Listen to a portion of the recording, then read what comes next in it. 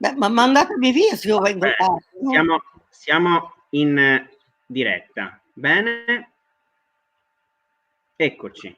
Benvenute e benvenuti a questa nuova diretta del Manifesto Sardo Live dal titolo Luigi Pintor, l'eretico che voleva cambiare il mondo. Un confronto che ho il piacere di coordinare e presentare in diretta dal sito del Manifesto Sardo e dalla pagina Facebook e YouTube.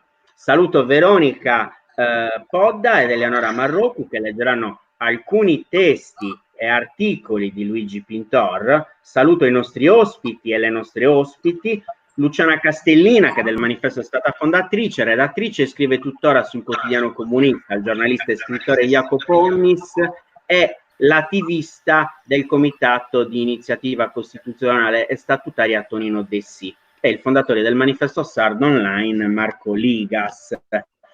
Nel 17° anniversario della morte di Luigi Pintor, il collettivo del Manifesto Sardo ha voluto ricordare l'eredità intellettuale e politica di un uomo dal pensiero caratterizzato dall'ostinazione e dal dubbio. Il confronto di oggi vuole essere un'occasione di analisi su come superare e mettere da parte le macerie di una sinistra che esiste certamente ma è silenziosa, una sinistra priva di parola che ha abbandonato la ricerca del conflitto sociale a favore di continue mutazioni genetiche, trasformazioni che, come denunciava Pintor, hanno portato la sinistra italiana nel nuovo millennio a forme partito più leggere, più controllabili dal vertice e sempre più simili a comitati elettorali ed escludenti.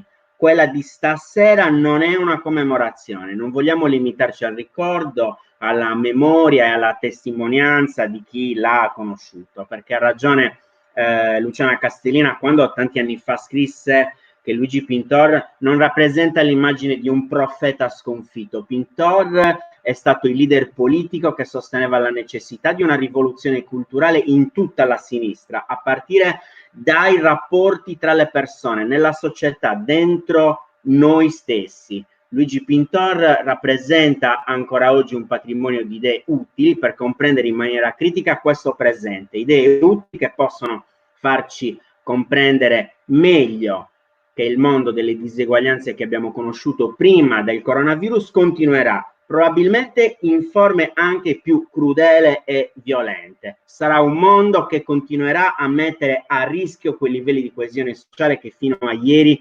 potevano sembrarci scontati e acquisiti per sempre.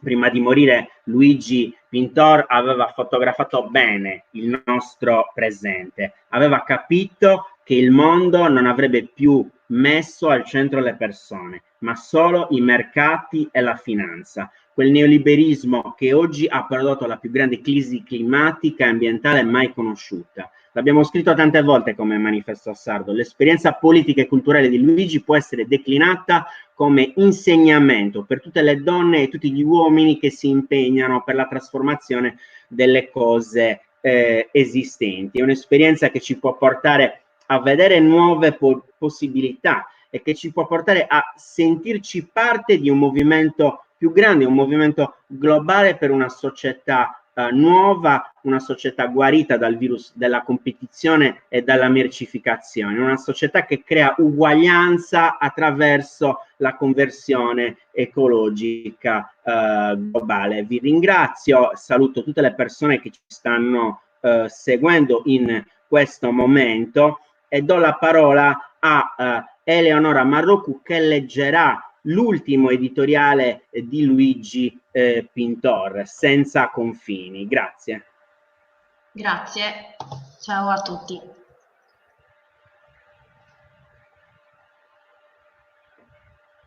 La sinistra italiana che conosciamo è morta. Non lo ammettiamo perché si apre un vuoto che la vita politica quotidiana non ammette.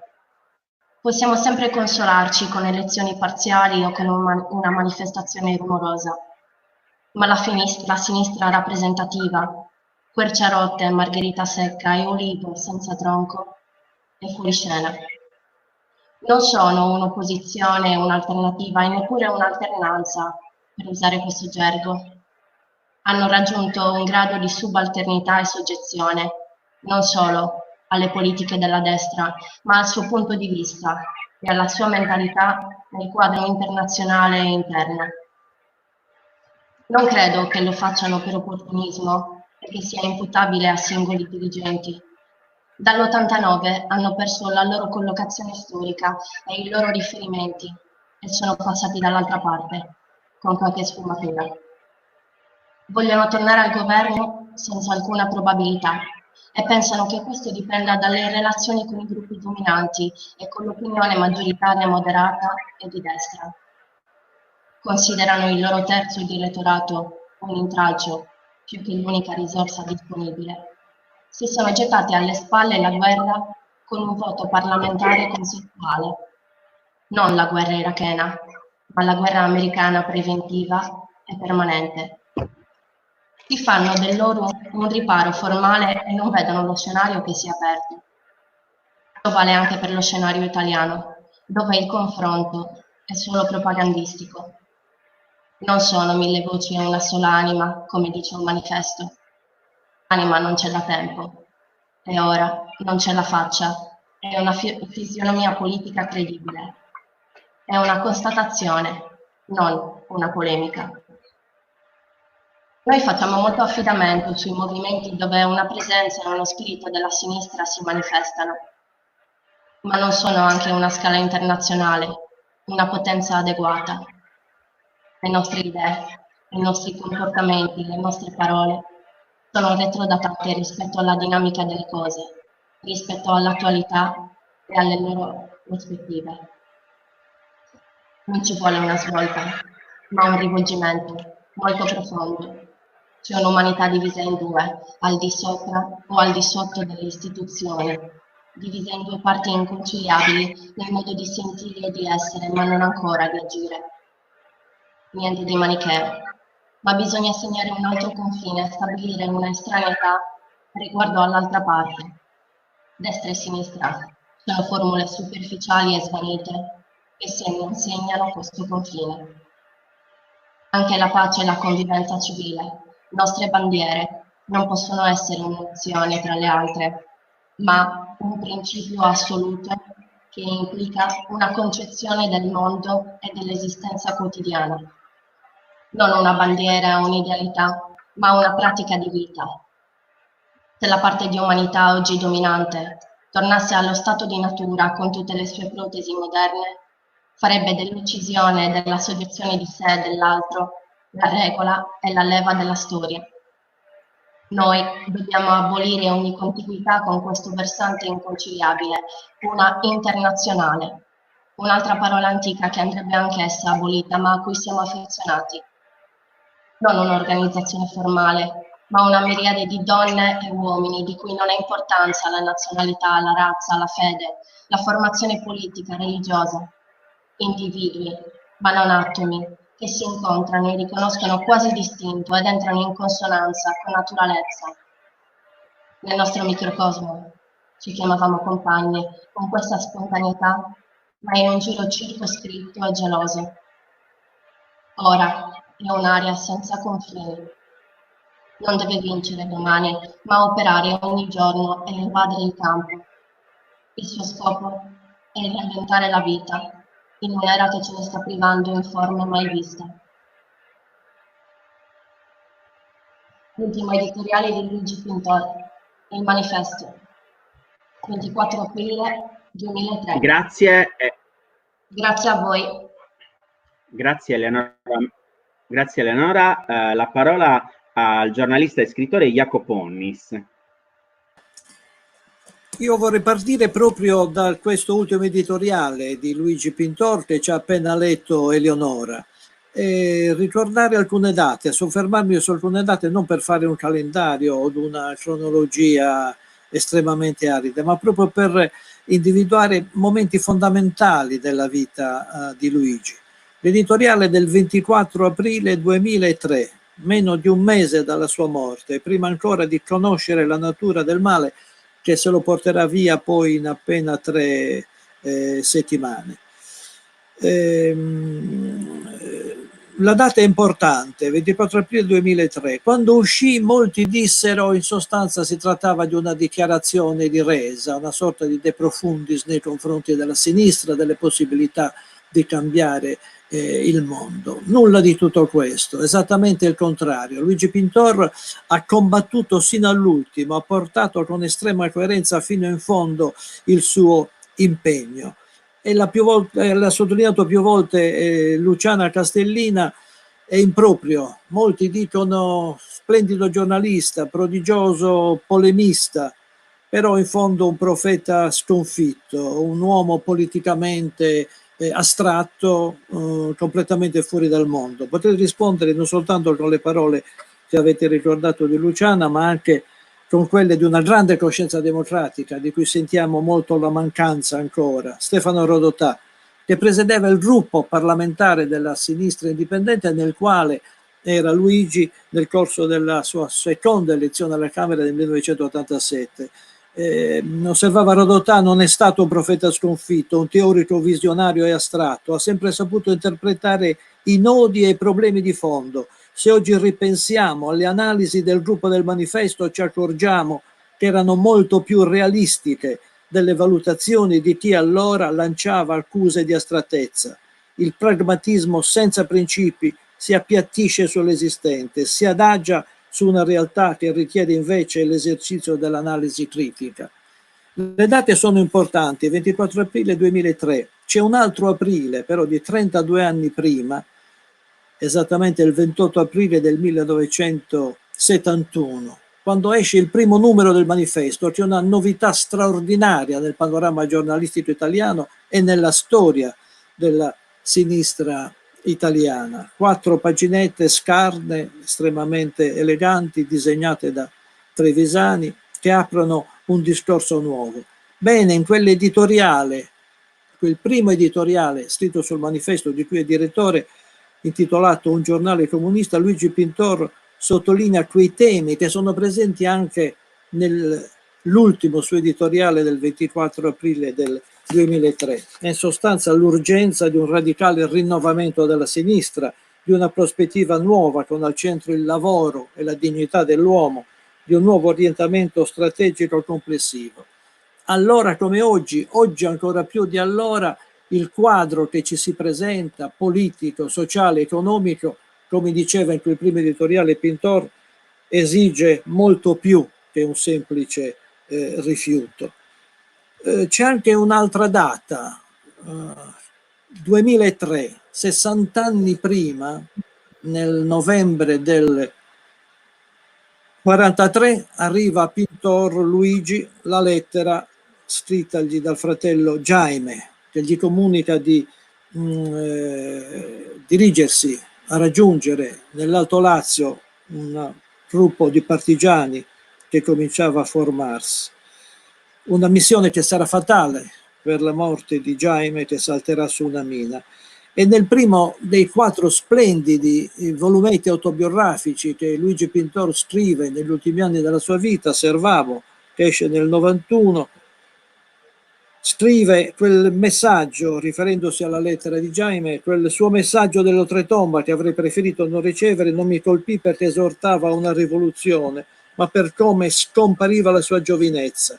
Non conosco nessuno che abbia costruito e abbattuto se stesso con tanta rapidità. Una sorta di testamento morale che Luigi si porterà appresso per tutta la vita, e Luigi farà sempre moltissimo per tenere viva la memoria di Jaime. Se la guerra stronca la vita di Jaime, in fondo però spezza anche quella di Luigi, che sempre nelle pagine Servabo dice: avevo 14 anni quando la guerra è cominciata, 20 quando è finita. Si è sovrapposta alla mia adolescenza con la precisione di una calcomania. Mi ha risparmiato, ma ho visto andare in pezzi tutto il mondo che mi era familiare, quello che aveva conosciuto da bambino e quello che era ancora vivo in me. Penso che qui maturi quel no radicale alla guerra che ha accompagnato tutta la vita di Luigi. Chi ha lavorato con lui ricorda che nell'ultimo mese di vita scrive quasi ogni giorno degli editoriali durissimi, documentatissimi contro la guerra americana in Iraq. editoriali taglienti e sono delle autentiche stafilate. E non so quale grande giornale americano, non so se il New York Times o lo Washington Post, aveva ricordato che in quegli anni in Europa a dire no alla guerra americana in Iraq erano solo due voci, quella di Papa Wojtyla e quella del Manifesto. Questo deve essere ricordato, queste parole ho visto andare in pezzi tutto il mondo che mi era familiare, quello che avevo conosciuto da bambino e che era ancora vivo in me. Queste espressioni così accorate che ad uno degli amici più cari di Luigi Pintor, suo compagno di scuola, suo compagno di banco al liceo Tasso di Roma, Alfredo Reichling, che era andato a Roma a intervistare, avevano fatto dire: sembrava che tutti i dolori del mondo pesassero in modo insopportabile sul ragazzo che era in lui e dal cui fantasma non riusciva a distaccarsi. E io ricordo che mentre pronunziavo queste parole Alfredo Reichling aveva gli occhi gonfi di lacrime. Ecco, ciò che mi ha colpito sempre nella vita di Luigi Pintor è questa sua profonda moralità che contraddistingue tutta la sua vita, questa tensione etica. In lui tutto si tiene, pubblico e privato, idee e sentimenti, parole e fatti non sono mai disgiunte. Lo avevo intervistato a Cagliari quando venne a presentare Servabo, mi aveva detto, ponendogli diverse domande sul significato della politica: la politica ha un senso soltanto se riesce a modificare i rapporti tra gli uomini, le rivoluzioni hanno un senso se riescono a cambiare i rapporti tra le persone. E per lui la politica doveva essere strumento di rivoluzione morale, e su questo metro lui la giudicava. Luigi Pintor non è stato soltanto un acutissimo osservatore della politica e un protagonista della politica italiana, ma anche un grande interprete dei sentimenti. Nel secondo volumetto autobiografico, di cui stasera so che verranno lette alcune pagine, la signora Kirk Gessner, c'è alla fine una sorta di raccomandazione che lui scrive con parole di straordinaria attualità. Di tutte le rivoluzioni o riforme, plebee o aristocratiche, proletarie o borghesi, culturali o morali, nessuna è mai stata progettata come sentimentale. Forse perché i sentimenti intesi come rapporti tra le persone sono difficili da clonare, sono reputati di genere femminile. Questa moralità profonda, questo legame tra etica e politica lo portava vicino ad un suo grande amico, e cioè Enrico Berlinguer, con cui pure c'erano stati dissensi e diversità di vedute. Luigi è unanimemente riconosciuto come un maestro di giornalismo, educato alla sintesi, alla brevità. Ci sono alcuni insegnamenti scultorei del tipo: su ogni 3 righe scritte una è di troppo. Non c'è argomento importante al mondo che non possa essere affrontato in una colonna e mezzo. Eppure c'è un momento in cui lui viene meno a questa legge della brevità, e cioè quando scrive l'editoriale per la morte di Enrico Berlinguer, intitolato significativamente A un amico. Ed è un articolo esemplare per il senso della misura e per l'intensità degli affetti.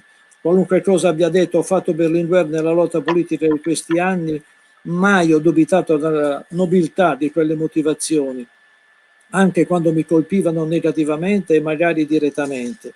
Mi colpisce ancora la sua immagine vacillante su quel palco. Avrei voluto essere presente a sorreggerlo.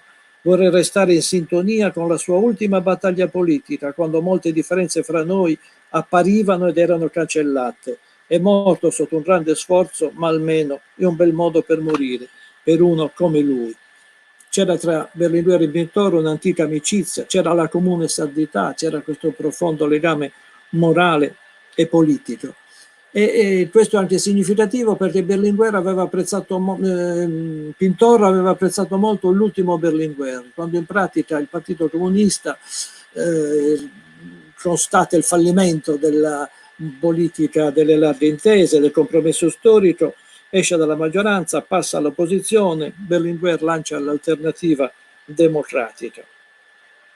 E l'ha ricordato questo Luciana Castellina: 3 mesi prima della sua morte, Berlinguer nel marzo dell'84 si presenta inaspettatamente al congresso del PDUP, va a sedersi in prima fila tra gli ospiti, ascolta la relazione di Lucio Magri e alla fine si avvicina a Lucio Marri, parla con lui, parla con gli altri, dicendo in pratica che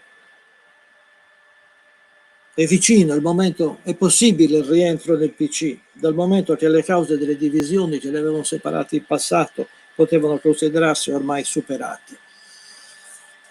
Io cito molte citazioni, molte cose, per una cosa soltanto, perché nel 2005 anni fa ho curato un volumetto per i 90 anni della morte di Luigi Pintor, che voglio mostrare non per autocompiacimento a scoppio ritardato, ma semplicemente per dire grazie ancora una volta a Luciana Castellina, che nelle fasi di preparazione del libro era stata prodiga di informazioni, di consigli, di invitazioni, di indirizzi, di mail, strumenti essenziali per poter fare questo giro d'Italia attraverso testimoni e persone che potessero documentare la ricchezza della personalità di Luigi Pintor. Due cose soltanto prima di finire, prima di non andare oltre il tempo assegnato.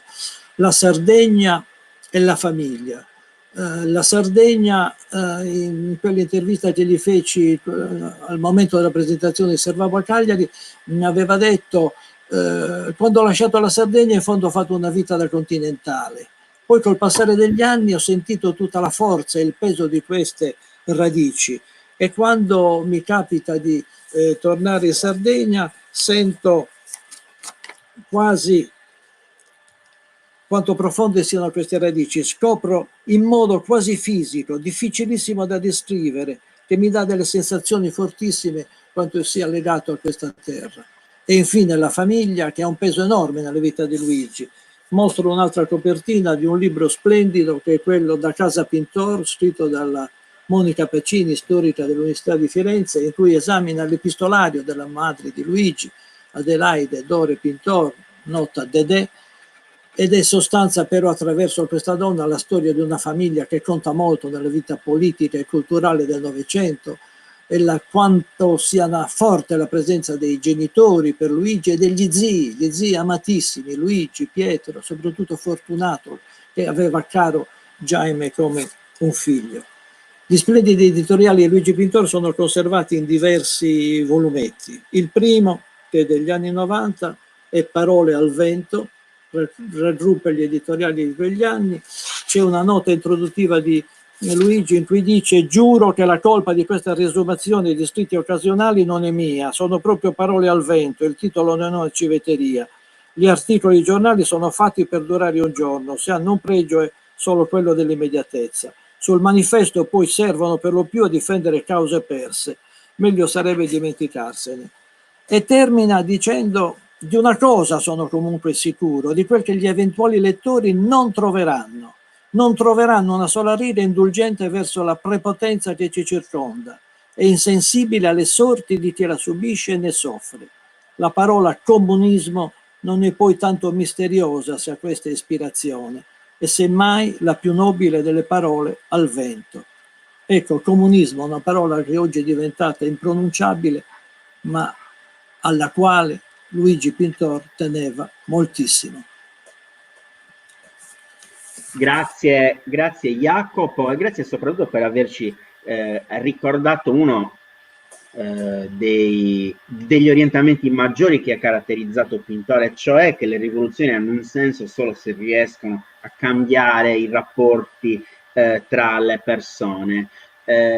Una bella notizia: siamo oltre 150 persone collegate per la fruizione di questa videoconferenza, 150 persone tra Facebook e YouTube. Do la parola ora a Vanessa Podda, che leggerà un capitolo della signora Kirk Gessner, un capitolo denominato La riva. Ciao Vanessa. Ciao, salve a tutte e tutti. All'età di 3 mesi approdai all'isola dei Mori, portato dalle acque in un cesto di vimini. Anticamente quell'isola era un recesso dell'Eden e non si poteva raggiungerla su un piroscafo di linea in compagnia dei genitori. Arrivai dunque, come consigliano i testi sacri, e lì rimasi per anni 15, fino al giorno del diluvio universale. Nessuno mi ha detto nulla di quello sbarco, ma io so che il cielo era terso, la banchina assolata e la luce bianca, come spesso nell'isola, dove la sabbia ha riflessi abbaglianti. È una bugia che i neonati non abbiano ricordi. Esiste una memoria corporale distinta da quella mentale, anche se gli uomini di scienza non possono ammettere una simile verità. Ho conservato chiara e distinta la percezione di quel mattino e di quel paesaggio. La luce e il suono, l'increspatura del mare sotto il maestrale, il profilo delle torri oltre la foschia. Posso farla riaffiorare quando voglio e me ne servo come pietra di paragone di qualsiasi mattino. È un'emozione che tutti possono provare, risvegliando attimi anidati nel tempo. Esiste anche una memoria sentimentale, oltre che corporale. A ricevermi sulla banchina c'era un brusio sommesso, un racconto di favole incrociate che avvolgeva il cesto come in un coro. C'erano figure in ombra che vedevo con gli occhi chiusi senza distinguerle, ma riconoscendole. Tutte portavano lunghi abiti, scialli e fazzoletti annodati sul capo. Sapevo che erano donne. Una cosa diversa dagli uomini. Erano messaggere di benevolenza e portatrici di affezione. Aprendo gli occhi e cominciando incerto a camminare, di anno in anno le riconoscerò non più nell'ombra, ma nei gesti quotidiani. Il loro brusio si unirà al grido di pescatori e carrettieri e le favole incrociate diventeranno conversazione dialettale.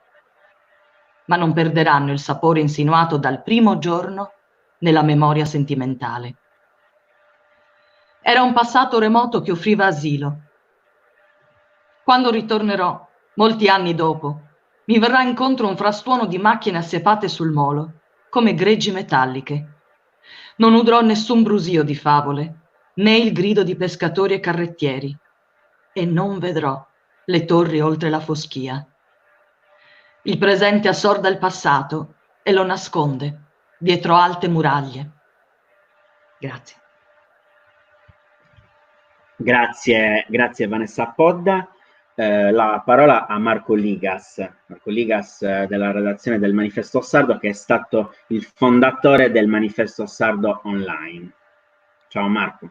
Ciao, saluto tutti, saluto Luciana che è arrivata alla fine e portiamo avanti ancora la nostra discussione. Io inizio questo intervento sottolineando un aspetto che ritengo molto importante dell'impegno politico e culturale di Pintor. Riguarda quella che lui ha sempre definito la contiguità tra la scelta politica ideale necessaria per il cambiamento della società e il comportamento di noi stessi come singole persone, comportamento che non può che essere funzionale a ciò che ipotizziamo. Non a caso Luigi ripeteva spesso che se c'è una cosa che abbiamo predicato fino alla noia è stata la necessità di una rivoluzione culturale in tutta la sinistra, anzi nel corpo della società, e quindi in noi stessi come persone e come forza politica e organizzazione nascente. Con questa formula, diceva Pintor, intendevamo una quantità di cose relative alla ricerca di una nuova scala di valori, un nuovo modo di vivere, di produrre, di consumare, ad un modo diverso di fare politica, fondato sulla partecipazione diretta, sull'autogestione dal basso, sull'aderenza alla realtà sociale e all'esperienza di massa. Ma intendevamo anche, precisa Pintor, soprattutto un nuovo stile individuale, ossia un rapporto più stretto tra le idee che si professano da un lato e la vita che si conduce dall'altro, cioè la propria collocazione pratica. Mica facile tutto ciò, naturalmente. Faccio un salto adesso, però mi tengo legato a questa breve premessa. Pintor non ha tardato a capire, proprio partendo da questa tesi, che nella politica che veniva condotta nel paese e anche in Sardegna, da tutta la sinistra, anche dal Partito Comunista, c'era un vuoto, o se preferiamo un salto tra gli obiettivi ritenuti fondamentali per cambiare la società sarda e gli strumenti usati e la nostra disponibilità. Troppo spesso nell'isola la realizzazione dell'autonomia regionale e del piano di rinascita venivano considerati obiettivi fondamentali per il miglioramento delle condizioni di vita dei sardi e a questo scopo venivano promosse intese unitarie anche tra forze politiche non omogenee.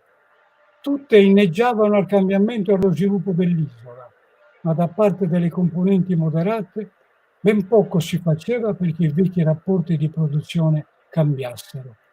Consapevole di questo equivoco, Pintor sottolineava l'esigenza di un movimento capace, preliminarmente, di un impegno sociale forte, in antitesi agli interessi delle forze conservatrici. Luigi avvertiva l'esigenza di precisare come la regione non fosse di per sé, ripeto, non fosse di per sé uno strumento di democrazia o di progresso sociale. L'impegno della sinistra, del Partito Comunista, non poteva esaurirsi nella politica contestativa verso il governo centrale e nella rivendicazione di una maggiore autonomia. Circoscritto in quella prospettiva, l'impegno diventava insufficiente. Era necessario farlo vivere a livello sociale, rivitalizzando un rapporto concreto con le fasce più deboli della popolazione, i pastori, i contadini, gli operai delle nuove fabbriche, le stesse nuove generazioni, molto spesso trascurate da noi. Più in generale era opportuno, diceva Pintor, ancorarlo alla prospettiva di un cambiamento radicale della società sarda. Non c'era una contraddizione rispetto alla linea politica che veniva condotta dal Partito Comunista in Sardegna. Veniva sottolineata semplicemente una parzialità di questa linea, proprio quando era necessario invece renderla complementare a obiettivi fondamentali che sono quelli appena accennati. Concludo sollecitato anche dalla lettura dell'intervento dalla signora Kirchner, concludo dicendo che il suo ritorno nell'isola, seppure originato da un atto punitivo, gli fece riscoprire il rapporto con la città dell'infanzia e dell'adolescenza. E fu come ritrovare radici antiche ed entrare in rapporto con la memoria e con un mondo di favola, quello che da ragazzo gli consentiva di fare lunghe scorribande in una città senza confini, col mare sempre a disposizione, a portata di mano. La riscoperta di Cagliari gli darà sensazioni fortissime e ogni volta che rivisitava la città si poteva cogliere in lui l'emozione per un rapporto o un ricordo ritrovato. Chi ha conosciuto Pintor ha potuto notare come con lui venisse meno la separatezza tra il rapporto politico e quello personale. La condivisione di relazioni tra le persone per lui significava mantenere contigue le due sfere, sino ad intrecciarle. E proprio su queste basi in città ha sviluppato e mantenuto rapporti di amicizia che si sono protratti nel tempo. Questo aspetto del suo comportamento è stato accolto sin dal suo arrivo in Sardegna con estrema simpatia da tutti i compagni che poi lo hanno seguito nell'esperienza del manifesto. È nel corso di questi rapporti che è emerso il ruolo di Pintor animatore, punto di riferimento, persona dagli interessi molteplici e al tempo stesso capace di stimolare mille curiosità. Credo che sia il messaggio migliore che lascia a tutti, ma soprattutto alle giovani generazioni, perché difendano con convinzione le scelte ideali fatte e accentuino l'impegno per realizzarle. Mi fa piacere, diceva Luigi, che il manifesto sia nato anche in Sardegna, nel lavoro comune con i compagni cagliaritani e non solo. Anche umanamente è importante per me che quel legame non si sia mai inclinato, né sul terreno politico né su quello personale, a differenza di quanto è accaduto altrove, anche al giornale, non senza una certa amarezza per me. Penso che anche il manifesto abbia favorito una maggiore apertura riguardo a quella dimensione nazionale e generale dei problemi e delle lotte che in Sardegna tende spesso ad appannarsi. Non c'è dunque un pessimismo prevalente nelle sue riflessioni, nelle cose che lui scrive. Certo, non è un ottimista di per sé, però ecco, sa capire che il ruolo degli uomini, delle persone, è molto importante perché le cose cambiano. Viene affermato anche nell'ultimo articolo che ha scritto sul manifesto, mi pare il 24 aprile del 2003. Un'ultima cosa, quasi una battuta, diciamo così. Lui usava spesso il termine lo scrivano, un po' lo riferiva anche a se stesso, no? Sottovalutandosi, così quasi rifiutando l'idea, il concetto che lui invece fosse un bravo scrittore e un ottimo giornalista. Lui usava questo termine e lo faceva anche nei rapporti con i compagni, con gli amici che gli chiedevano suggerimenti. Io me ne ricordo uno particolare di questi suggerimenti. Io nel 65 e nel 66 ero segretario regionale della FIGC, per cui per un paio d'anni abbiamo avuto nel comitato regionale del partito 2 stanze attive. Scrivevo, mi capitava di scrivere e naturalmente approfittavo della sua presenza per chiedergli un suggerimento, per chiedergli come andava il pezzo che stavo preparando. Lui lo leggeva con molta calma, poi faceva delle considerazioni. Più di una volta mi ha detto: senti, io ti do un suggerimento. Quando scrivi un articolo, scrivi tutto quello che ti viene in mente, tutto quello che vuoi dire. Ecco, il suggerimento che ti do io è questo.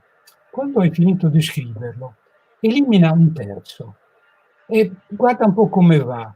Se ci sono ancora degli aggettivi o degli avverbi che possono anche saltare, benissimo, saltali e vedrai che il tuo pezzo risulterà molto più efficace, molto più convincente.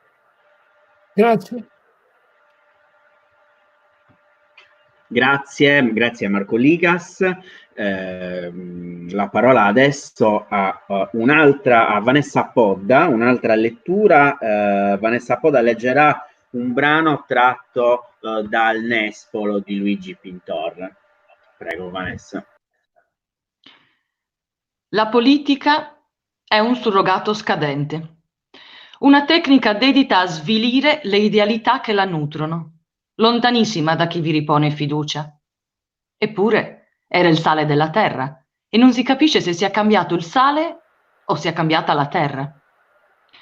La faccia che hanno i governanti nelle foto di gruppo il giorno dell'investitura, la gioia dell'ambizione appagata, la fiera della vanità. Bisognerebbe misurare il battiti del loro cuore sotto l'abito di cerimonia. Vivono quel momento come un volo nuziale.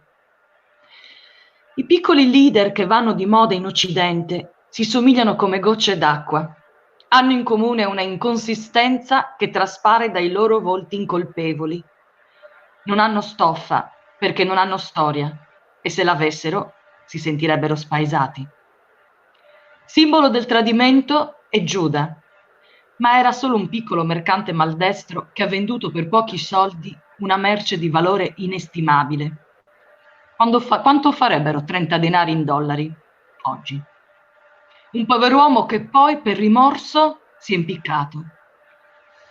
Un vero traditore è invece tranquillo quando ha il suo tornaconto e se col suo lavoro appaga l'amor proprio, che secondo il gobbo di Recanati è la molla di tutti i comportamenti umani. Il suo voltafaccia non è un volgare adattamento alle circostanze, ma una sublimazione di sé. E non si impicca. È molto evidente nella sfera politica e nelle relazioni sociali. Nessuno è più reazionario di un rivoluzionario pentito, di un operaio che diventa padroncino, di chi assapora il privilegio dopo aver patito gli stenti. Cambia tutto di sé, ogni movenza, non solo la cravatta. Negli ultimi 2 anni Giano non saprebbe dire qual è stato il peggiore. Forse il prossimo? Grazie. Grazie Vanessa Podda. Questa era la nostra ultima lettura di stasera. Adesso la parola a Tonino De Sì, che è stato un giovane militante del manifesto a Cagliari e oggi è un attivista del Comitato di Iniziativa Costituzionale e Statutaria, un comitato sostenuto anche dalle compagne e dai compagni del manifesto sardo. Ciao Tonino. Buonasera a tutti. Inizio premettendo che forse buona parte delle cose che dirò potranno sembrare considerazioni personali, molto esperienziali, vissute con qualche ironico imbarazzo, perché quando ho ricevuto la telefonata di Marco Ligas che mi ha invitato per questa importante occasione, mi è ritornato da pensare, ma guarda un po', per questi compagni, io resto sempre più giovane, cioè il compagno del manifesto di seconda generazione, quello che in realtà per ragioni anagrafiche ovvie iniziò la sua esperienza di militanza politica quando ormai gran parte della storia originaria del gruppo del manifesto si era compiuta. Io ho iniziato a fare politica per quanto dire, insomma, liceale, nei movimenti studenteschi della mia città intorno al 75, quando ho fatto il gruppo del manifesto che era impegnato, dopo aver consumato da anni ormai addirittura con il Partito Comunista, era impegnato in quello che fu uno degli scenari che Pintor aveva delineato nel 69 all'uscita del primo numero della rivista, cioè costruire delle soggettività politiche organizzate alternative. Quello che per un lungo tempo è stato il filone della costruzione del partito della sinistra di classe in Italia, che rappresentasse una alternativa nei confronti di quella che era avvertita come una deriva delle forze politiche della sinistra storica, l'una pienamente organica ai governi del centro-sinistra storico, l'altro, il Partito Comunista, parlo del PSI naturalmente, l'altro, il Partito Comunista, che già si avviava dopo la riflessione di Berlinguer alla convinzione che anche raggiungere il 51% e andare al governo democraticamente non sarebbe stato sufficiente per governare l'Italia verso una direzione progressista, ma alla luce di quello che era accaduto in Cile e poi in Grecia, bisognava in qualche modo acconciarsi a delle relazioni politiche organiche col partito centrale del sistema politico di allora, che era la Democrazia Cristiana. Io inizio con la mia coscienza politica con la lettura del manifesto, che rappresentava esattamente in quel momento quello che era, che per fortuna, nonostante alcuni momenti di difficoltà nella nostra storia, grazie anche a Luigi Pintor, mantenne una sua autonomia dalle nostre traversie come soggetto politico. Il manifesto, per fortuna, salvo un brevissimo periodo, non fu la cassa di risonanza delle organizzazioni politiche che intorno a quella vicenda ruotarono. Né il manifesto dell'organizzazione, né il PDUP per il comunismo, alla fine, seppur in un rapporto sempre rimasto fraternamente ma anche severamente dialettico, si rese autonomo. È il manifesto per un ragazzo degli anni 70 e Pintor per un ragazzo degli anni 70 era i mostri. Bisognerebbe leggerlo, quell'editoriale che è addirittura del 72, per capire anche nei confronti della sinistra storica, per chi come me si avvicinava alla politica da studente, che cosa voleva dire affrontare mostri sacri, che poi però Pintor dipinge come dei mostri autentici, quali potevano essere i supremi magistrati dello Stato che inauguravano l'anno giudiziario, con i timori delle rivolte studentesche, con i timori dei disordini pubblici, mentre Pintori dice: guardate che tutti assassinano gli operai, guardate che qui c'è la speculazione, guardate che mentre voi ai piani alti delle istituzioni e della politica celebrate questo rito, c'è una società che soffre, che ribolle e che si ribella.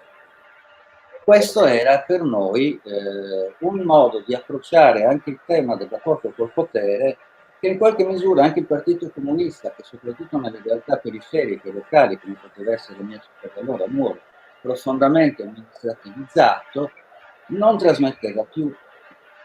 E questo fu uno degli inizi della presenza, diciamo, culturale di un politico giornalista magistrale, perché svegliarsi la mattina, andare a comprare il giornale, insomma, o comprarlo durante le manifestazioni e così via, e trovarsi il corsivo di Luigi Pintor, così come poteva essere per gli editoriali di Luciana Castellina o le riflessioni di Rossana Rossanda o le incitazioni alla politica più intelligente, diciamo, più intrigante di Magri, era un'apertura che molti altri anche importanti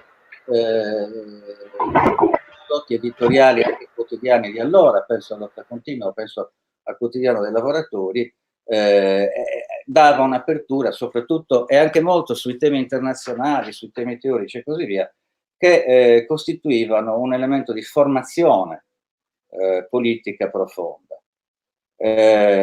Io conosco poi questa vicenda del manifesto in maniera incidentale nel 1975 ancora a Nuoro, quando vengono presentate le tesi del PDUP per il comunismo, che si era fondato alla fine del 1974 e stava prendendo i primi passi nel 1975. Io avevo finito il liceo, mi sarei trasferito a Cagliari per l'università in autunno, quando le tesi del PDUP furono presentate da un giovane avvocato cagliaritano, residente a Cagliari, ma dal marcato accento sul cittano, che era allora l'avvocato Pubusa, è una iniziativa a cui parteciparono persone che alcuni sono scomparsi, penso al compianto Vincenzo Pillai, alcuni sono ancora vivi e vegeti e ancora molto attivi. E allora partecipò a quella discussione l'attuale senatore Gianni Marilotti, che allora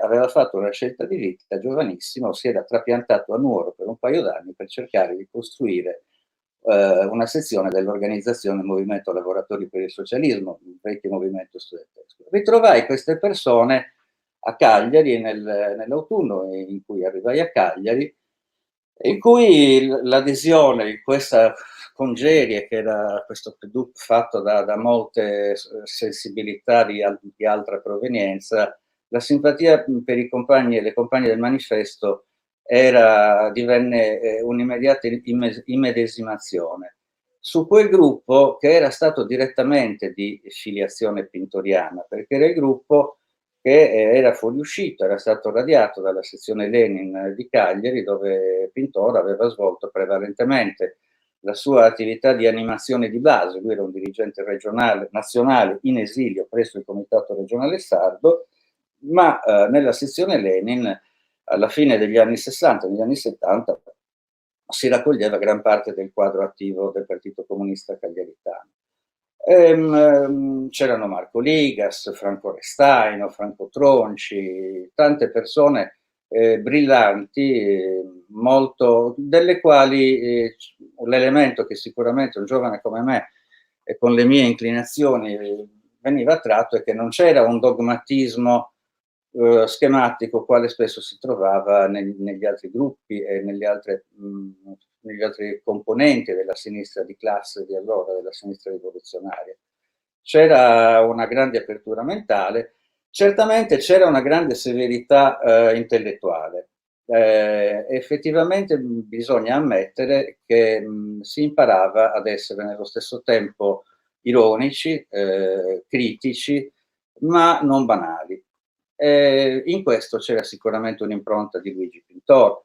Diciamo che abbiamo campato a pane Pintor per diversi anni, perché lo spirito di queste persone, delle persone un po' più anziane di noi, che lo avevano direttamente conosciuto, Celsino Del Fraia, insomma, ne ricordo tanti, era uno spirito marcatamente improntato alla personalità di Luigi Pintor, una personalità che per noi, per i più giovani, io ho avuto, insomma, forse più consuetudine personale, perché venivano molto più spesso con persone come Luciana Castellina, che alle volte accompagnava, perché Luciana Castellina era anche molto generosa, girava tutta la Sardegna talvolta in macchina con i compagni e andava nelle più sperdute, no, nelle più importanti sezioni di allora, dove c'era una vita culturale e politica molto, molto vivace anche nell'interno della Sardegna. Noi avevamo dei gruppi molto vivaci a Orgosolo, molto vivaci a Gavoi, per dirne una, dove Luciana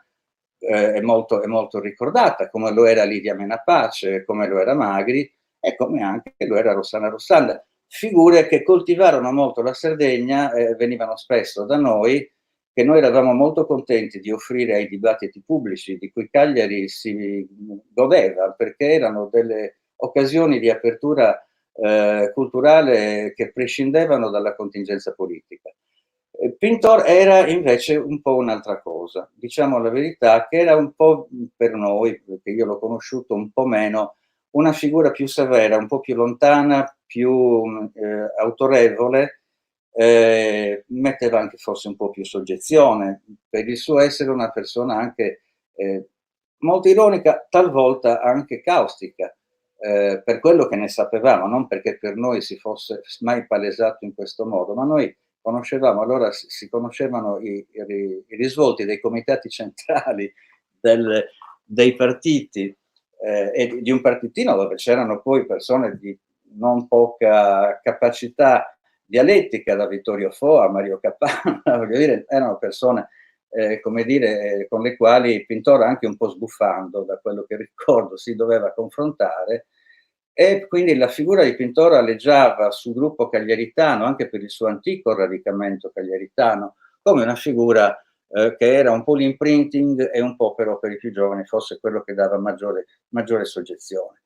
E però era sicuramente una figura di enorme ispirazione. Insomma, si dimentica, molto spesso dimenticano molti, che Luigi Pintor non era un personaggio qualsiasi, era il personaggio che Togliatti volle come condirettore dell'Unità a Roma, per essere chiari. È stato quello che ha seguito Togliatti per un lungo periodo come uno dei suoi collaboratori e notisti politici.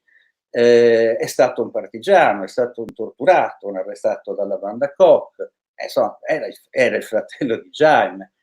Era una figura di una levatura tale, pur con tutta la sua umanità, da non poter non essere considerato un personaggio per molti di noi quasi inarrivabile, diciamo, nonostante la familiarità invece più diretta con lui che aveva Marco Ligas, che aveva il gruppo del Manifesto. Però lo vivevamo in questo modo e soprattutto quello che ci veniva tramandato era una forte eticità, un'eticità non dogmatica, non moralistica, ma fortemente morale.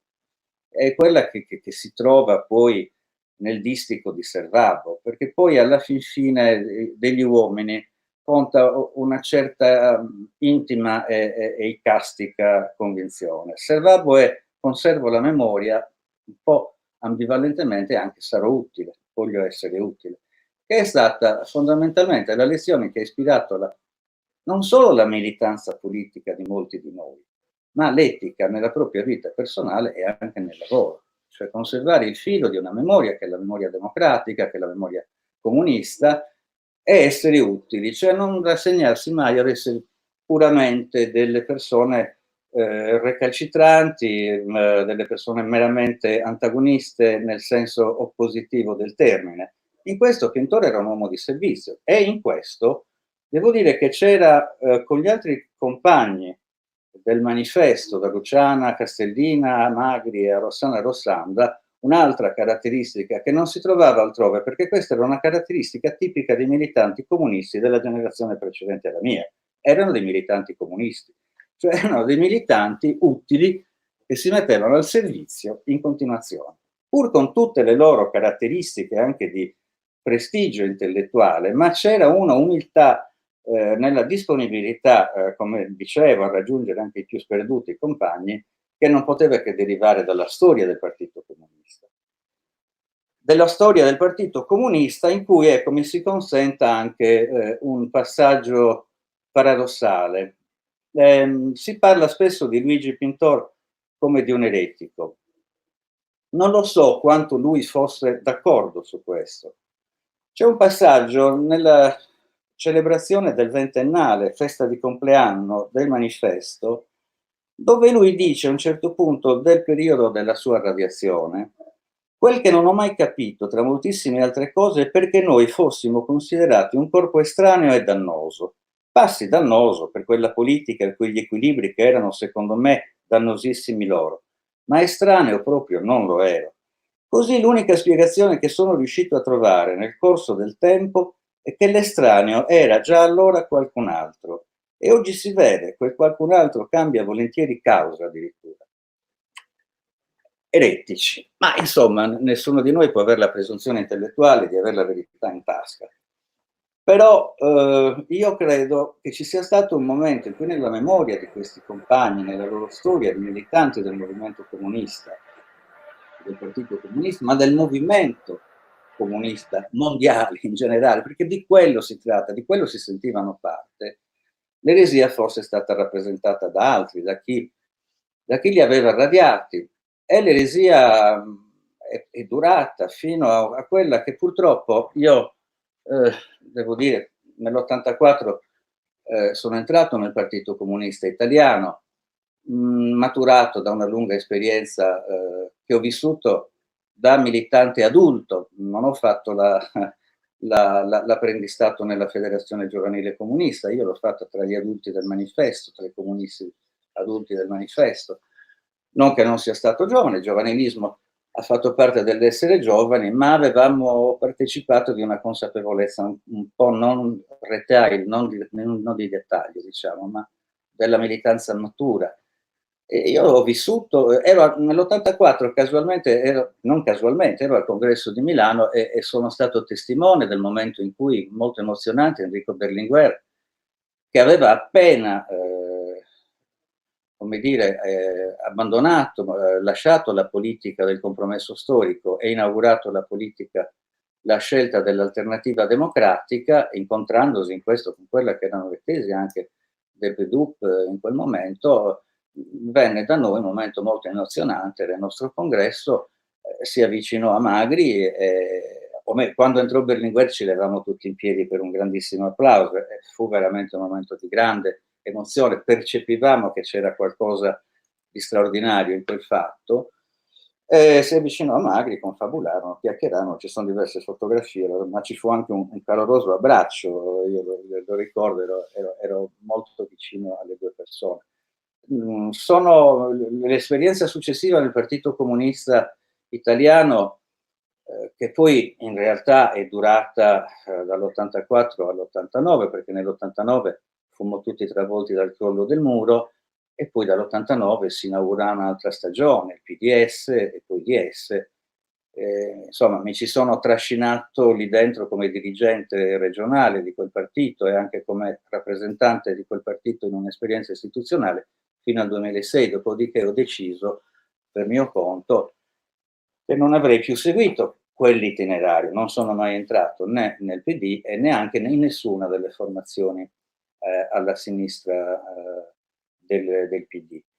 E però di tutta quella vicenda io mi sono sempre portato dietro alcune convinzioni, una forte impronta non dogmatica, questo penso che chi mi ha conosciuto me lo possa riconoscere, ma anche una forte apertura ai radicalismi, quelli che vengono chiamati radicalismi e che per me sono i movimenti reali delle cose presenti che cercano di trasformare il mondo. Nello stesso tempo un forte senso della militanza e della utilità. La gavetta l'ho fatta, credo di essermi, mi hanno fatto girare tutte le sezioni possibili della Sardegna per accettarmi allora come dirigente del partito, volontario per di più perché avevo il mio lavoro. No?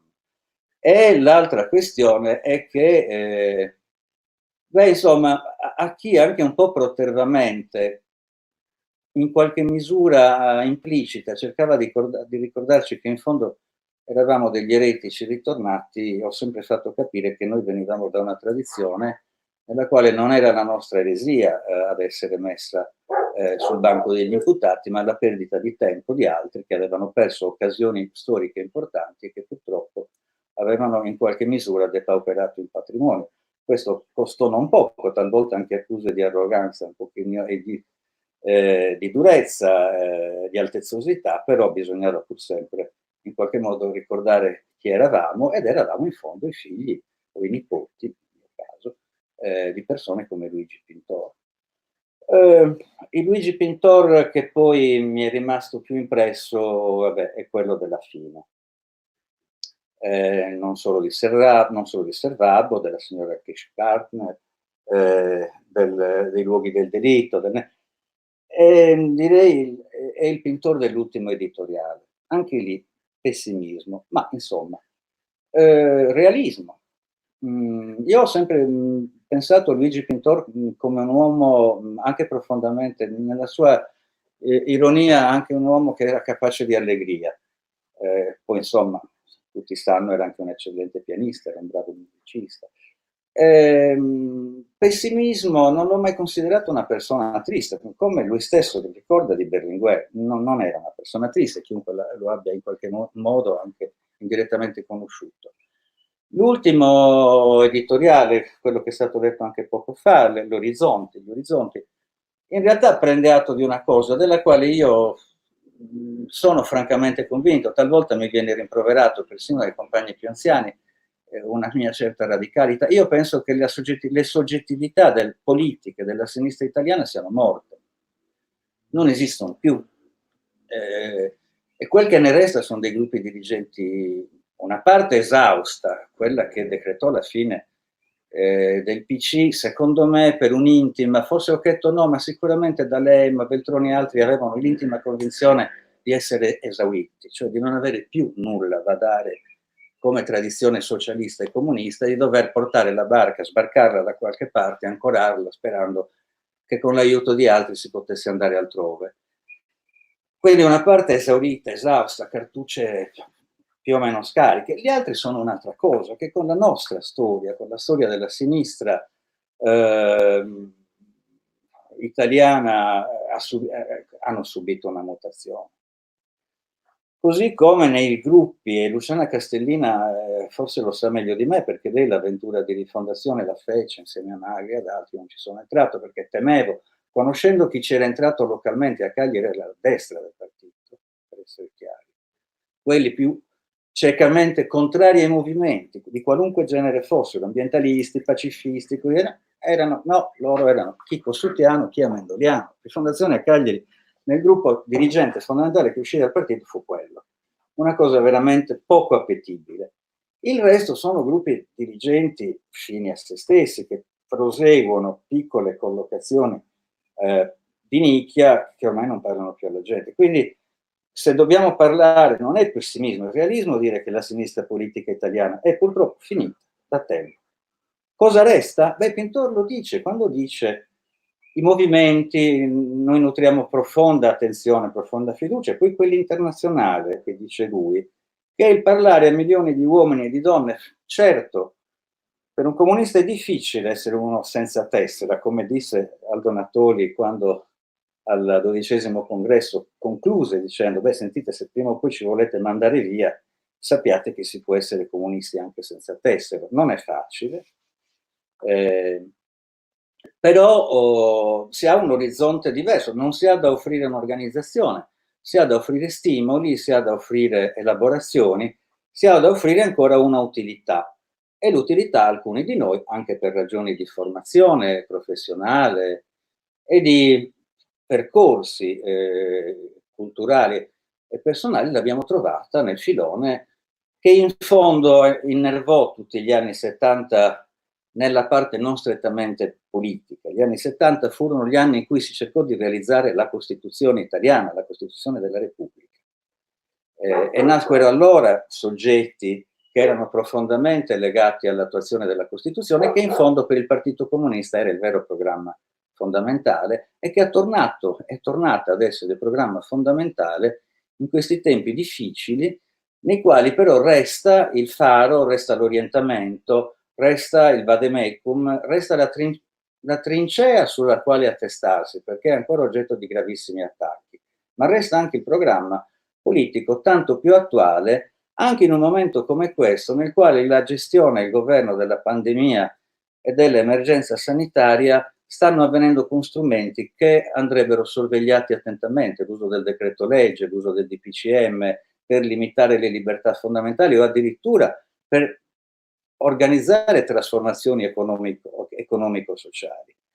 E in questo c'è stato un richiamo, ne abbiamo avuto qualche sentore implicito del Capo dello Stato, di Mattarella, anche alla vigilia dell'ultimo decreto legge approvato in questi giorni, un richiamo alla gerarchia delle fonti, al rispetto della trasparenza istituzionale e delle diverse responsabilità. Richiamo che non mi pare sia stato accolto in maniera coerente, se c'è stato, come pare ci sia stato, ma torno a dire, il tema della Costituzione, cioè dell'eguaglianza nella libertà, che è il nocciolo fondamentale della Costituzione della Repubblica, con il suo fondamentale articolo 3, resta per noi l'eredità di quella generazione, un'eredità che non intendiamo difendere in maniera arcaica, ma che insieme ad altri come l'ANPI, come altre organizzazioni, intendiamo mantenere come programma vivo da offrire a chi magari sarà più capace di noi di risolvere il problema della soggettività politica in un modo che né noi della nuova sinistra di allora né la vecchia sinistra è riuscita a risolvere. Ecco questo. Un'ultima cosa vuol dire. C'era una cosa, oggi la dice bene Bucurusa in un suo piccolo articolo. Luigi Pintor aveva una caratteristica, quella sì che era palpabile, che essere comunisti e libertari non è sempre stato nel DNA di tutti i comunisti. Bene, Luigi Pintor era un comunista, disciplinato come tutti i comunisti, ma era un uomo profondamente libertario, non dogmatico, molto umano, molto capace di non accettare né dogmi, né imposizioni, né strumentalismi politici. Con questo. Bene, grazie a Tonino Dessì, grazie a Tonino Dessì del COSTAT, il Comitato per la Democrazia Costituzionale. La parola adesso alle conclusioni di Luciana Castellina, che del manifesto è stata fondatrice, redattrice e scrive tuttora per il Quotidiano Comunista. Benvenuta Luciana.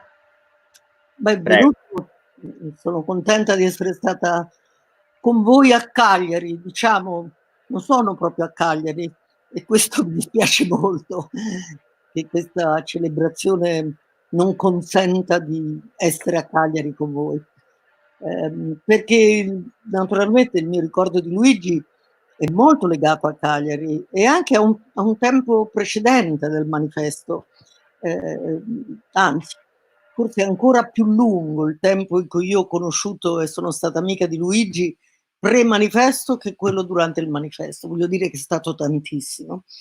E invece c'è proprio una memoria cagliaritana a cui tengo molto. Quando dopo il 1966, l'11° congresso del PC, ve lo ricordate?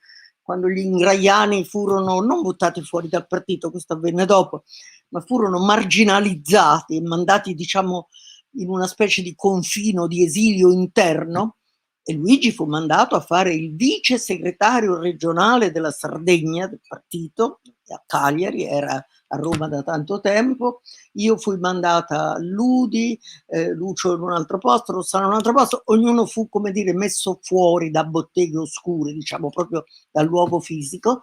A me mi capitò tante volte di vedere, e anzi devo dire che sollecitavo gli impegni in Sardegna, perché così andavo a trovare Luigi, che aveva quella casa sul mare, e poi mi ha fatto vedere tante cose della Sardegna, e poi ci siamo messi a preparare il manifesto, ancora di già nel 67, mi ricordo un lungo viaggio, venne giù anche Lucio, e in macchina facemmo tutta la Sardegna fino a Stintino, discutendo il da farsi, quello che avremmo potuto fare, perché maturava oramai la necessità di una rottura, di un chiarimento, non era la rottura che volevamo, di un chiarimento che nell'ambito, cioè, diciamo, nei limiti della concezione disciplinare del partito di quei tempi non era consentita.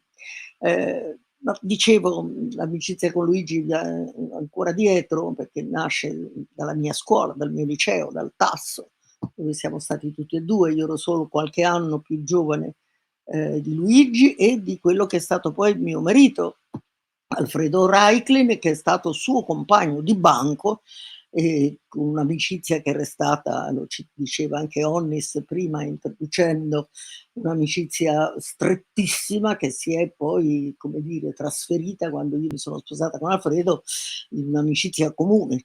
Voglio dire, sapete quelle amicizie che si hanno da giovani, che ci si vede tutti i giorni, tutte le sere, qualsiasi cosa, qualsiasi vacanza, eccetera. E poi naturalmente questo ricordo di Jaime così importante, che in qualche modo Alfredo condivideva con Luigi, perché la notizia arrivò che loro erano insieme praticamente, e lo shock l'hanno vissuto insieme. Voglio raccontare un episodio, non so se ve l'ho raccontato, che un po' di anni fa, oddio, ormai sono forse passati parecchi, andando, dovevo andare a Scapoli e stavo niente di meno che giù in fondo al Salento, nella Grecia, sapete che c'è una parte greca, ellenica, grica si chiama, che sta nel Salento, le comunità greche antiche che vivono nel Salento, e io ero lì per fare, non mi ricordo diavolo che cosa, ma per un festival appunto di greco legato alla Grecia, laggiù, e dovevo andare, era agosto, era dopo Ferragosto, dovevo andare nel Poliso perché mio figlio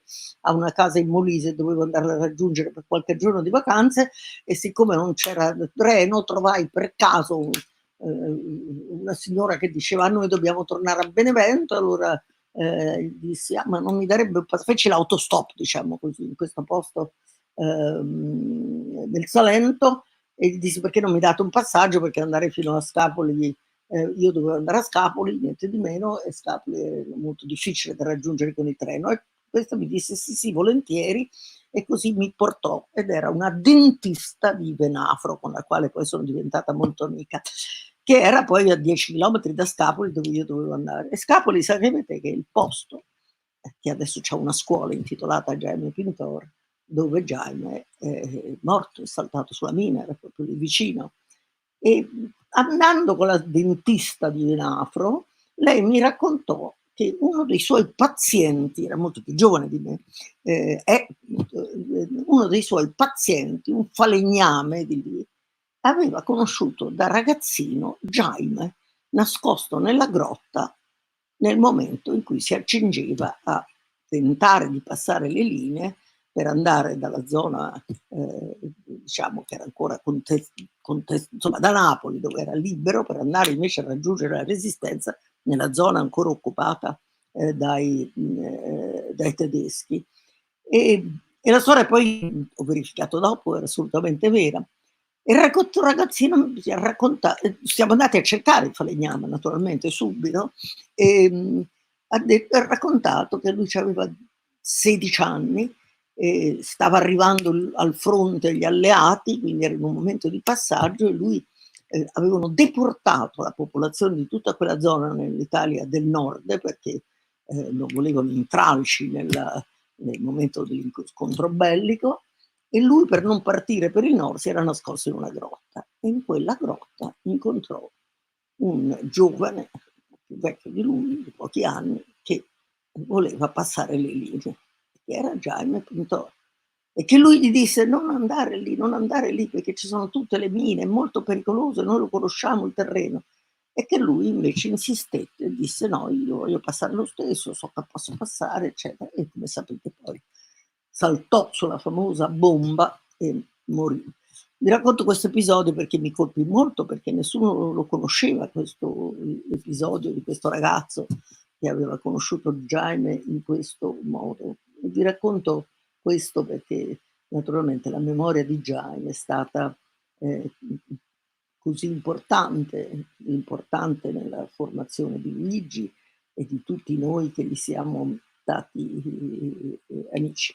Poi certo è arrivato il manifesto, io ho tanti ricordi molto vividi. Mi ricordo quando si inventò il titolo, il manifesto, perché volevamo fare la rivista, eravamo arrivati a questa decisione, non si riusciva a trovare un nome per questa rivista. E mi ricordo un pomeriggio che io, Lucio e Luigi eravamo a sedere su un muretto di fronte a via San Valentino, cioè pochi decine di metri più giù di casa mia, sotto le finestre di dove allora abitava Rossana. E non so perché eravamo a sedere, non eravamo saliti subito, forse perché Rossana non era ancora ritornata a casa, avevamo appunto con lei. E mentre stiamo lì scherzando e ridendo sul nome impossibile del manifesto, venne fuori il manifesto, che era un titolo piuttosto presuntuoso, diciamo la verità, piuttosto arrogante. E così ce lo dicemmo, oddio, ma forse è troppo presuntuoso. E poi tutti dicemmo, e perché no? E così ci mettammo il titolo in manifesto, salimmo poi su da Rossana e gli dicemmo, ma Rossana, che ne dici di questo nome? Rossana ci pensò un momento e poi disse, ma sì, perché no? Facciamo un titolo, scegliamo una testata dal nome presuntuoso. E così venne fuori quel pomeriggio il titolo, Il Manifesto. Ed era presuntuosa, infatti siamo stati una rivista e un giornale tuttora molto presuntuosi, non c'è proprio dubbio. Allora, ecco, Luigi giornalista, Luigi è stato uno straordinario giornalista, figuratevi se non lo è stato, lo so, è stato maestro di tutti noi. Per la verità, quando abbiamo cominciato, proprio i primi giorni che abbiamo cominciato il quotidiano, cioè il salto dalla rivista al quotidiano è un bel salto, badate, molto tecnicamente, da tutti i punti di vista, che avessero fatto i giornalisti, non c'era nessuno. C'ero io e Valentino, ma Valentino per il momento, la prima fase del quotidiano era in Africa per un progetto, eravamo stati tutti in una fase di transizione in cui avevamo trovato altri mestieri, no? Ci avevano messo fuori dal partito, quindi abbiamo dovuto trovare varie possibilità. Io stavo a Noi Donne, figuriamoci, e Valentino aveva trovato un lavoro per un progetto, non mi ricordo di chi, in Liberia, in Africa.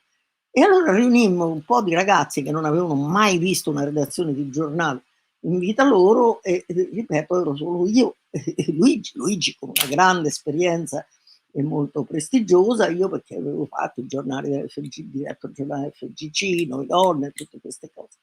E ci mettemmo lì. E adesso vi do una primizia, perché in questi giorni di reclusione per il coronavirus, che fa in questi giorni di reclusione, oltre ai 100.000 videoconferenze che si sono fatte in questo periodo, ma si mette a rovistare le vecchie carte perché finalmente ha tempo di farle. E fra queste ne ho trovato un appunto lunghissimo, che non vi leggo tutto, ma prima o dopo darò il manifesto, di Luigi, che c'è scritto per Luciana, e si tratta progetto numero A, ed è il progetto del manifesto.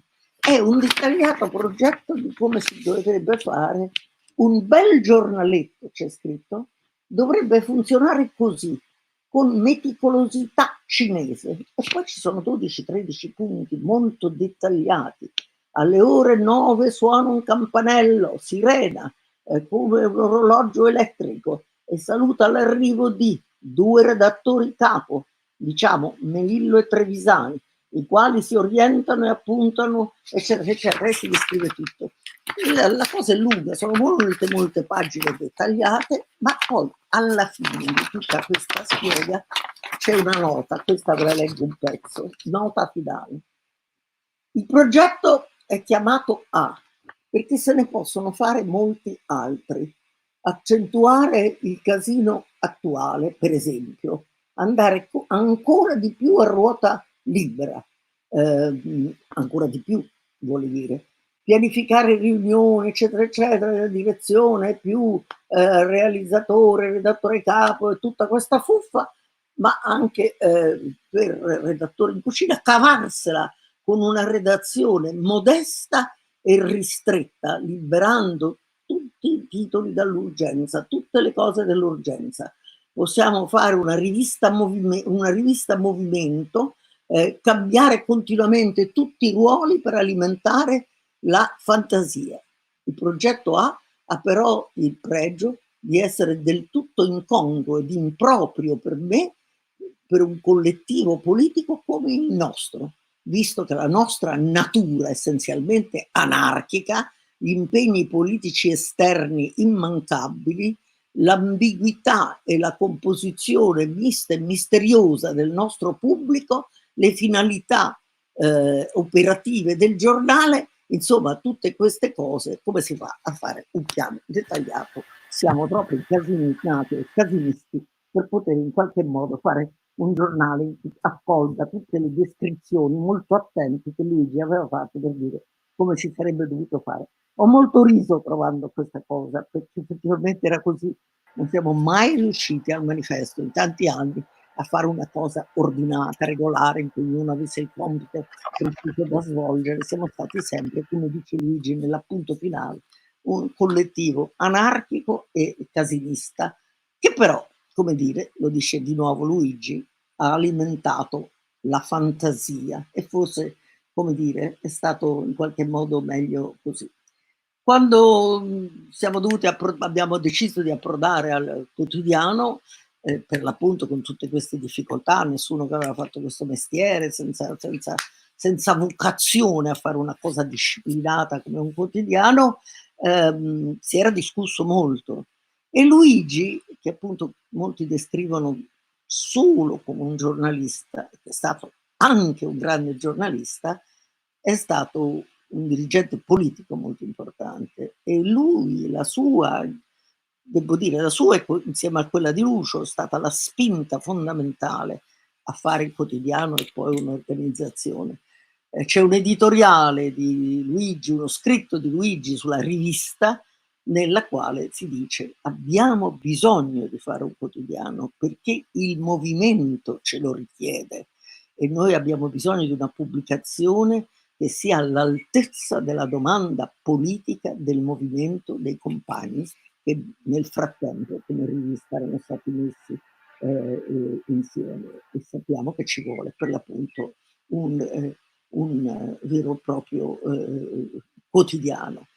E questo editoriale è prezioso perché c'è lì tutta la preoccupazione politica. Sapete, Luigi, mi ricordo la battuta di Luigi che diceva sempre: quando ci hanno cacciato del PC, Dio solo sa che noi un altro partito non lo volevamo fare assolutamente, ma poi siamo stati in qualche modo costretti, spinti a fare una cosa. Perché? Perché eravamo comunisti e non ci potevamo e volevamo contentare di un gruppetto di intellettuali che scrivevano e gli altri avevano il solo compito di leggere quello che scrivevano.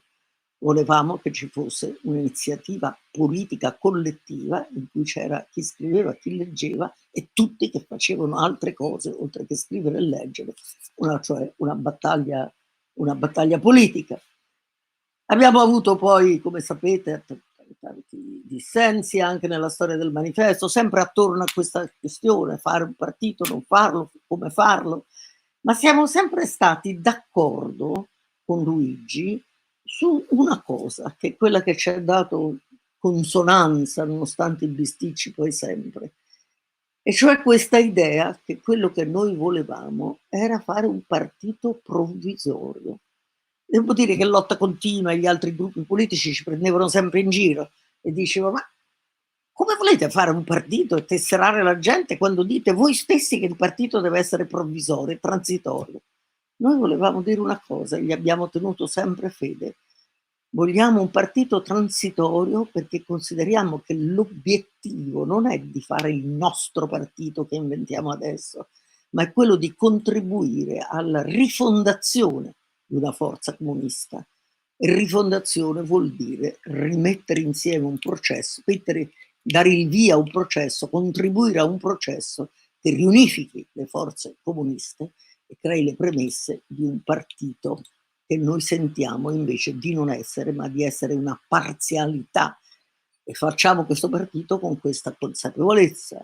Non vogliamo costruire sulla nostra testa chissà cosa. Cioè sentiamo di avere le radici nella storia del movimento operaio italiano, specificamente in quella del Partito Comunista Italiano, con la quale abbiamo molti dissensi, ma sentiamo di essere legati.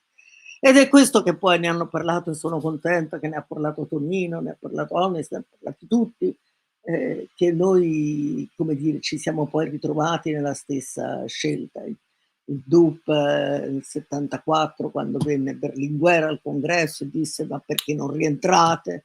Noi alla fine accettammo di rientrare, anche perché sapevamo che la richiesta di Berlinguer era stata fatta anche per un'urgenza. Era cresciuta una destra nel partito, nel PC, che aveva messo in minoranza lo stesso Berlinguer, sebbene lui fosse il segretario del partito, e Berlinguer aveva bisogno. Eravamo un piccolo partito, ma c'era qualche migliaio di quadri bravi e intelligenti, aveva bisogno di quel migliaio di quadri per cercare in qualche modo di modificare il rapporto di forza. Poi, come sapete, purtroppo, dopo qualche mese da quel congresso, Enrico morì improvvisamente e noi ci ritrovammo in un partito che certo non era più quello che noi avevamo lasciato 15 anni prima, ma noi tornammo con questa idea che forse si poteva riprendere quel percorso, quel processo che avevamo sognato. E Luigi accettò di essere rieletto deputato in quel drappello di indipendenti di sinistra, che fu molto importante anche quello come appoggio a Enrico Berlinguer prima e poi per portare avanti quello che era stato il suo disegno, perché è stato nominato qua e giustamente Stefano Rodotà. Stefano era uno che credeva come noi che bisognasse rigenerare a sinistra il Partito Comunista e non dare vita a tutte le reincarnazioni vegetali, come io li chiamo, no? Vi ricordate? La quercia, il garofano e quant'altro di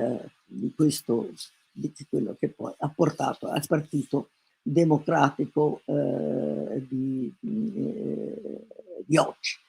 Voglio dire, io non sono d'accordo con nessuna delle interpretazioni di un Luigi pessimista, perché i comunisti non sono mai stati pessimisti, perché ci vogliono provare sempre. E anche adesso dico, io starei attento, Tonino, a dire la sinistra adesso è solo una brutta cosa. Non è vero. La società italiana ha dato la prova, anche in questa vicenda del coronavirus, guardate, la prima, di essere una società ricca, dinamica, piena di energie, che prendono tante forme, ma è viva, più viva di molte altre società che non lo sono. In Italia c'è un impegno diffuso che piglia, ripeto, molte forme, alcune di partito, alcune di movimento, alcune di ONG. Io sono anche presidente onoraria dell'ARCI e sono molto legata quindi a questo tipo di esperienze, ma sto anche dentro Sinistra Italiana perché non è un partito perfetto, per carità, lungi da questo, ma sono dei compagni che pensano che un partito tuttavia sia pure provvisorio, transitorio, ci voglia. E io penso che bisogna prendere sul serio qualsiasi impegno in questo senso, mettercela tutta, tutti, per portare avanti qualche cosa di un'esperienza che va certamente completamente rivisitata, ma non buttata via. Il mio partito, Sinistra Italiana, è un partito diretto da giovani, loro stessi si chiamano la generazione di Genova, quelli che fecero le manifestazioni a Genova, e sono diversi da noi che veniamo dal PC, che hanno un'esperienza e una formazione molto partitica, e che anche quelli che hanno fatto come noi l'esperienza del manifesto. E però bisogna capire quindi la nostra diversità da loro, una diversità profonda. Io certe volte rimango sconcertata per via di questa diversità, ma penso che dobbiamo stare attenti, sono energie, forze di compagni che ce la mettono tutti e non tutto quello che si muove a sinistra è soltanto per via di carriere o di elezioni. È più ricco e migliore e quindi penso che sia giusto impegnarsi in qualche modo tutti, anche perché devo dire che andando in giro, io vado molto in giro per i circoli dell'Arci, per le sezioni di Sinistra Italiana, per quelle di tutte quante le organizzazioni politiche che mi stanno intorno e ritrovo, devo dire, sempre tantissima eredità del manifesto e del DUP. Compagni che ti dicono non ti ricordi, io ero nel manifesto, non ti ricordi, io ero nel DUP, abbiamo fatto questo e questo insieme. Sono una generazione che adesso ha 70 anni, ma che è ancora lì. È un'eredità fortissima e che, come dire, io la sento al naso, perché quando qualcuno di loro parla capisco che viene da quell'esperienza, perché quell'esperienza con tutti i suoi difetti, con tutti anche i suoi fallimenti, è stata un'esperienza, devo dire, straordinaria, nel senso che ha costruito un tipo di visione che è stata così positiva, diversa dal movimentismo, diverso dalla sclerotizzazione partitica tradizionale, non settaria, aperta e tuttavia severa nel tipo di formazione che c'è stata. E di questo io sono molto contenta e so che molto di questa eredità è dovuta all'impronta che Luigi ci ha dato a tutti quanti noi, che io ritengo preziosa, e vorrei dire in questo giorno tristissimo che ci ricorda la morte di Luigi, di dirgli: Luigi, grazie per quello che ci hai dato a tutti quanti. Grazie. Eravamo comunisti e non volevamo accontentarci degli intellettuali, volevamo la battaglia politica. Grazie Luciana Castellina per queste preziose parole e grazie a tutte le persone che ci hanno seguito dalle 18, grazie a Vanessa Podda ed Eleonora Marrocco che hanno letto testi e articoli di Luigi, grazie a Jacopo Onnis e a Tonino Dessì e a Marco Ligas.